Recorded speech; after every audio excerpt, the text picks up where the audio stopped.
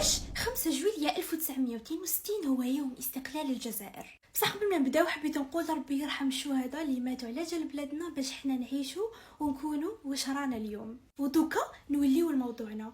كما كامل على بالنا فرنسا دخلت الجزائر في 1830 وملتم، والشعب الجزائري الحر رافض فكرة الاستعمار والاحتلال، بنحاول بكل الطرق انه يخرج هذا المستعمر الظالم. وفرنسا ما قصرتش واش كانت تدير، عذاب وتخريب، وين ما قصرت في حتى حاجه.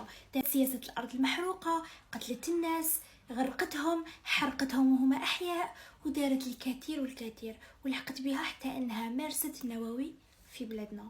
وهذا حنحكيه لكم في الفيديو الجاي. الحق أول نوفمبر 1954 بعد سنوات طويلة وين الشعب الجزائري اتحد وقال نعم للحرية لا للاستقلال، وبدت أعظم ثورة في القرن العشرين ويسمع بها كامل العالم. وكانت أصعب 7 سنوات على الجزائر وين فقدنا 1.5 مليون شهيد وربما أكثر، حتى الحق يوم 19 مارس 1962 وين الجزائر كانت قوية بما فيه الكفاية باش تواجه فرنسا وتخليها ترضخ وتستسلم.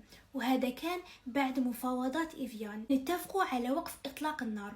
وفي هذا النهار تقدروا تقولوا بلي هذا هو نهار تاع استقلال الجزائر.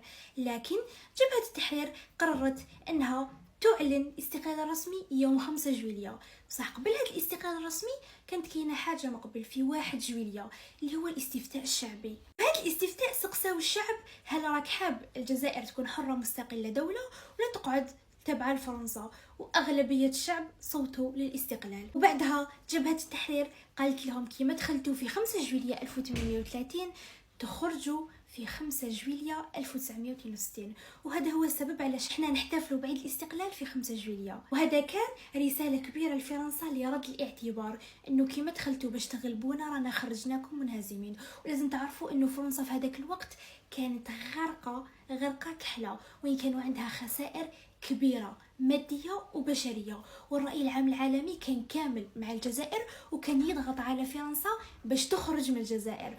والجزائر كانت عندها سياسة داخلية وخارجية جد قوية، على هذه انتصرت في هذه الحرب وتحررت، واليوم رانا عايشين بخير وسلامة. ربي يحفظ بلادنا من كل شر. ودوكا ما قاعد لي غير نقول لكم تشاو.